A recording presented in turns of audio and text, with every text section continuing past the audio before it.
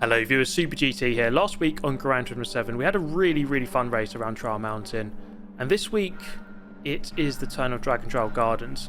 Polyphony have actually done two good races 2 weeks back to back. Would you believe it? Absolutely incredible scenes here. So this one is Daily Race C's 13 laps around Dragon Trail Gardens in the Group 3 cars. I've gone for the Nissan GTR, the almighty beast.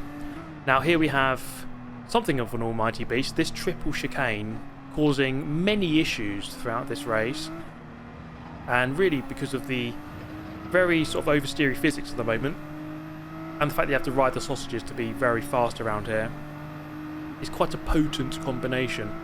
Now you can see there the Bulgarian who we just went past falling victim of the exit curb, and to be fair, he wasn't the only one. This wasn't actually my first attempt at this race. This one was.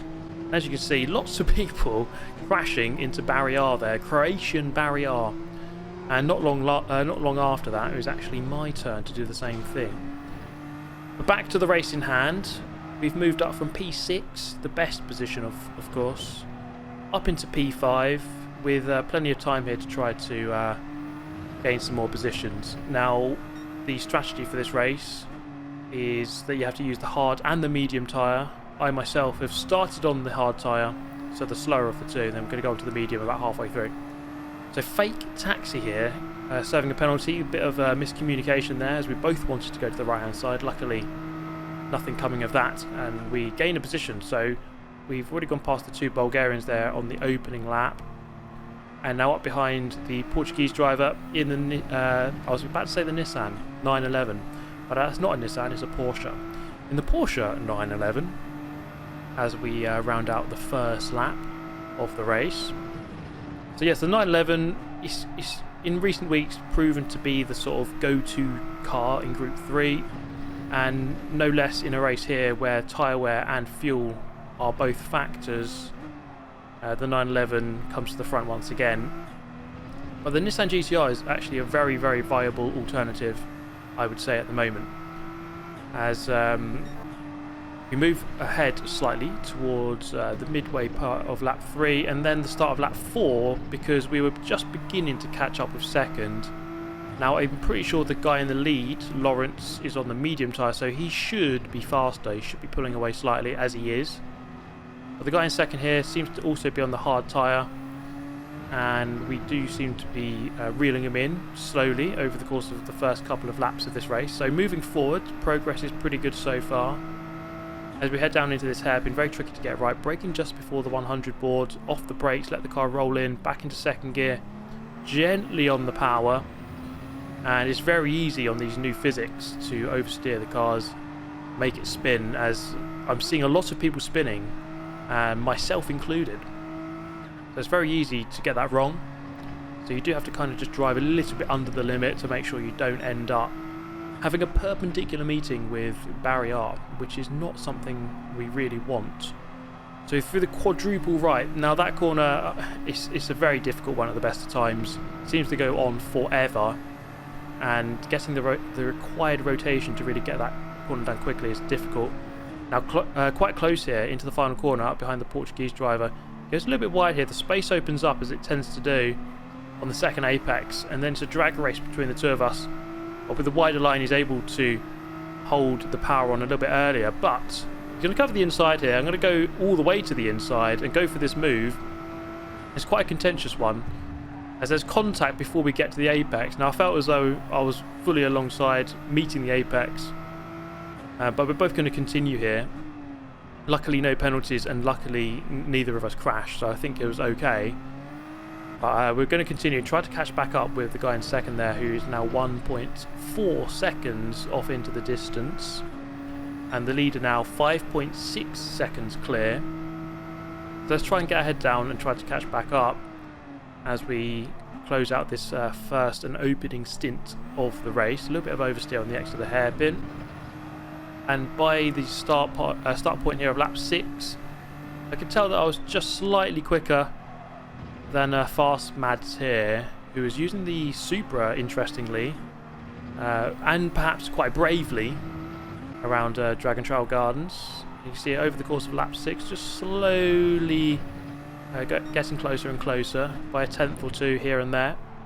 Carrying a lot of speed here into the quadruple right, and I can quite comfortably gain a few tenths there. Not getting the exit I would have liked, but it's not too bad. Firmly in the slipstream range now though.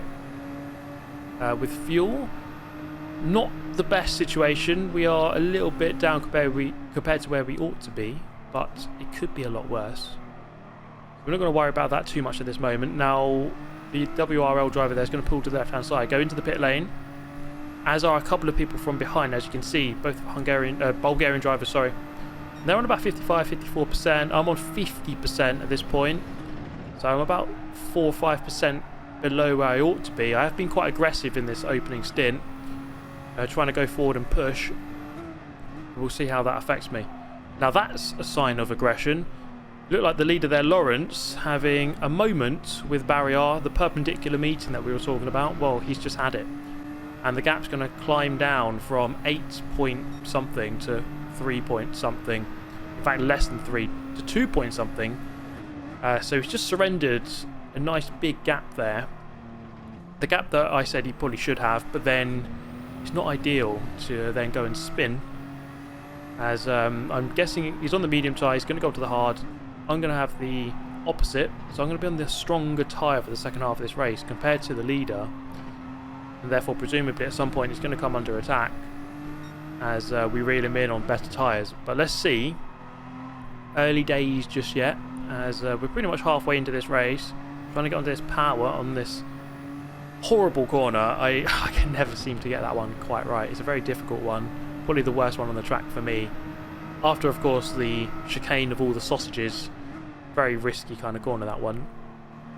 Of course, let me know your worst corner on this track. This track, I think, is kind of a Marmite track, where you tend to love it or hate it. Anyway, into the pit lane we go, and we're going to swap over onto the medium tyres. You see there, I've got a bit of a deficit in fuel, as I'm maybe 5% below where I need to be. So that's going to take about a second or two to refuel just that small amount. You see that slight pause as you then escape, and you can see the Portuguese driver in the 911, the Nissan 911, has gained maybe 2 seconds on me. He was behind, now he's ahead by 1.5 seconds, and that's the difference in the fuel, and it shows you why fuel saving is important in a race like this. So lap 8, back into 4th, but on the stronger tyre. So the race is getting rather interesting now as we enter sort of the second half. Well, we're definitely into the second half. The third, should I say. We're into the third now. Or we're in the 13th to be actually precise. And 4.5 seconds off the lead with the stronger tyre, which should be about a second a lap quicker. So, you do the math, and actually we should be catching up with the leader at some point very soon. Just looking at the battle in front, the Supra there, trying to defend against the 911, not quite working out, and the Portuguese driver there goes up into second.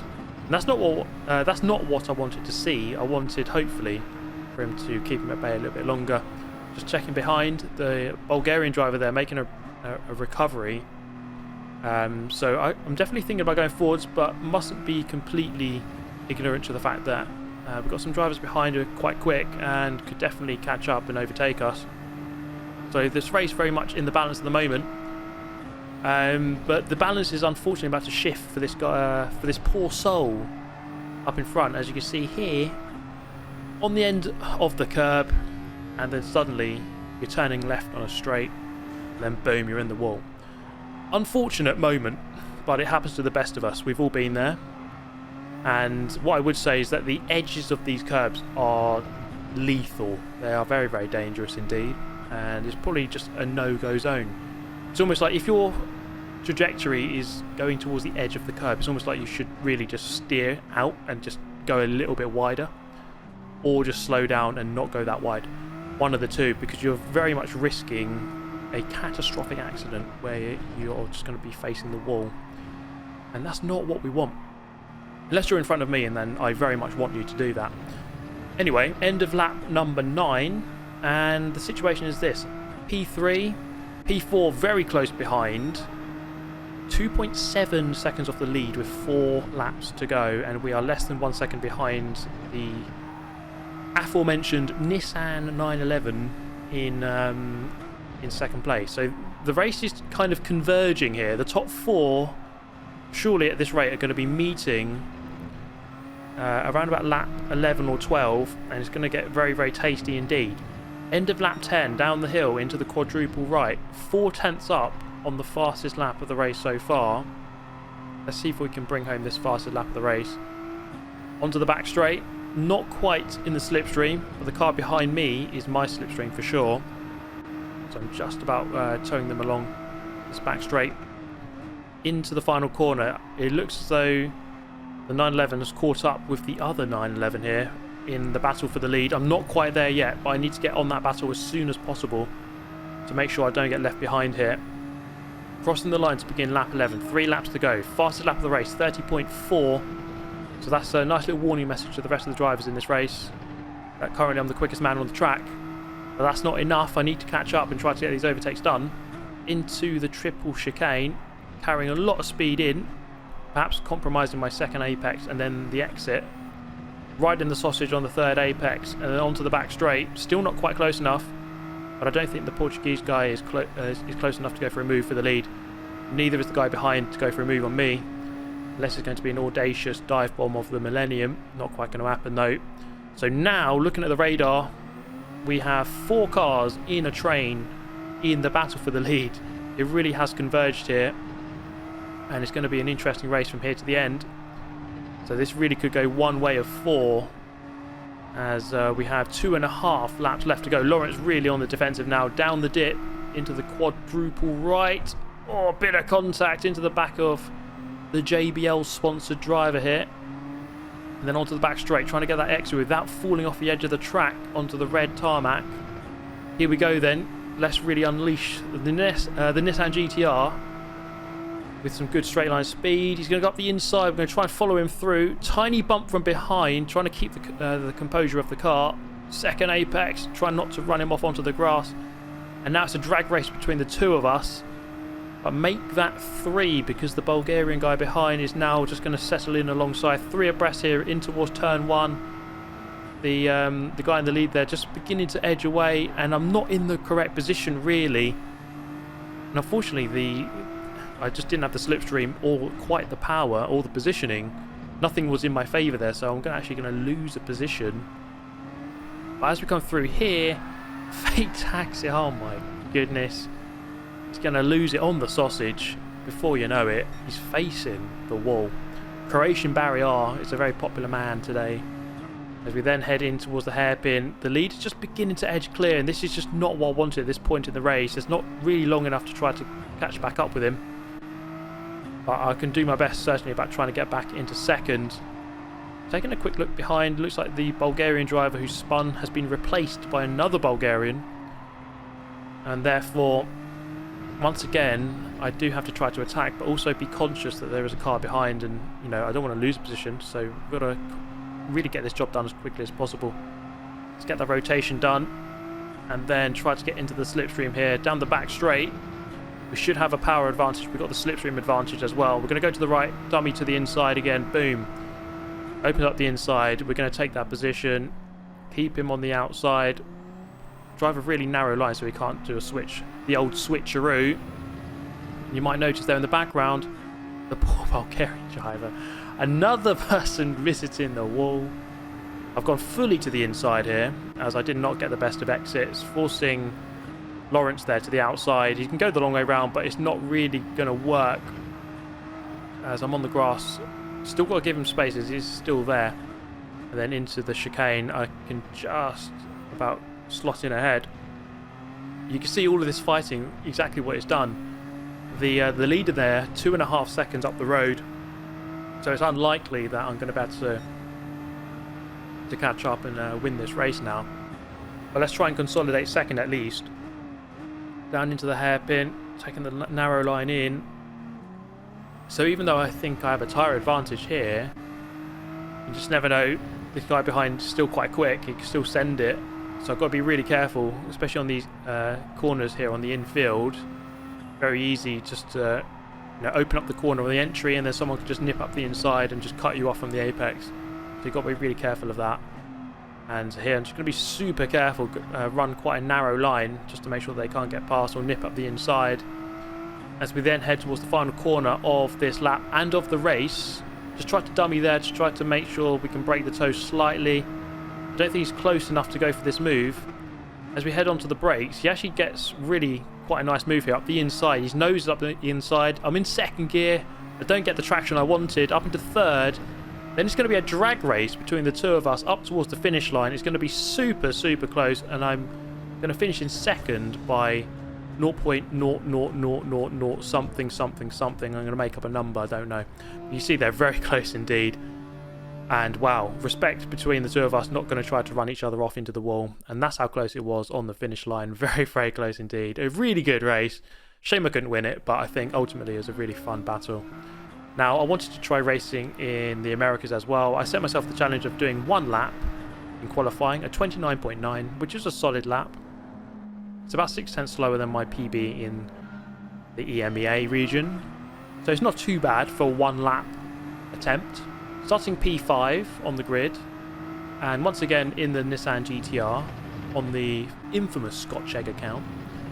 And this is what happened then at the end of lap number 1. Once again on the hard tyre.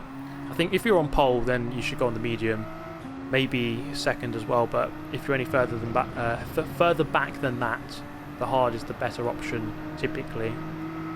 Up towards the final corner, lap number 1. Late on the brakes up against the Porsche here. And can we try to get the old switcheroo? Well, we can try, it's not really going to work.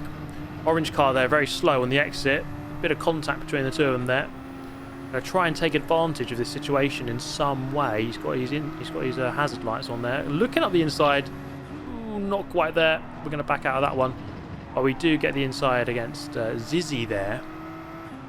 And move up into P4. So, okay, couldn't do the double overtake, but one is still good. Let's try to settle in here and get a good launch off the chicane. Not quite close enough to the cars in front. End of lap number 6, and this was the situation. I was in P4. The two guys first and second were both on mediums, so they quite clearly pulled away. Grove Street just in front on the hard tyre, just like me. And at the end of lap 6, we both pull into the pit lane to swap over onto the medium.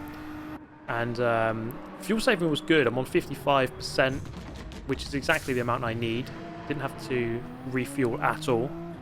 So that saved about a second or two. So that was good. And a little bit later on into this outlap from the pit lane, we met some traffic. Grove Street managed to get past quite easily. So I was a bit worried that I was going to lose some time here. But thankfully, the Canadian race pace actually drives a little bit wide here, and I just managed to nip up the inside. I don't think I lost too much time here, so that was not too bad. So that was quite a good, easy overtake, I would say. End of that lap, beginning of lap 8, I was just beginning to reel in Grove Street. He was driving really well, very consistent, and wasn't really able to get close enough to go for a move. At this point here, 0.7 seconds behind, taking quite an attacking line here through the chicane and actually gaining. I don't think he wanted to risk taking the sausage on the final apex. I gained maybe 3/10 there alone. And then here it was a little bit weird because the OGR driver just went to the left hand side, just seemingly letting him through. I thought, okay, I'm not going to lose time here, I'm going to go up the inside, go for the almighty dive bomb. The space was given, and it seemed as though he was kind of very reluctant to fight that, so he just let us both go past, which is fair enough. So up into P3 and setting the fastest lap there, 30.4. So the same pace as I was in the previous race, which is not too bad. And we are still on the faster tyre compared to the guy in the lead. And you can see here by lap 11, we managed to catch up. Grove Street about 0.8 of a second ahead. The leader in the McLaren, quite interestingly, and as we come into the hairpin, Grove Street goes for the move and gets it done, and that's not what I wanted to see. This is the thing about just having the track position. You just get up to the opponents first, and therefore you can get a car between yourself and your opponent. Grove Street's done exactly that, and now I'm stuck behind the McLaren, losing time all the time. I need to try to get past this guy as quickly as possible. as we exit the chicane, taking a big chunk of curb there. It doesn't get the finest of exits either. I'm just going to ride 2 wheels onto the grass, and as we head down towards the hairpin, I've got the inside line, just make sure we don't hit our braking point too late, and we've actually met the apex quite nicely there, and up into P2, but now 1.7 seconds behind Grove Street, and my front right tyre is dying of death, clinically dying. We took it to the doctors and he said, you've only got about 1 lap left, mate, before you are really in serious trouble, and you might succumb to death if you die of death too much, to put it scientifically anyway.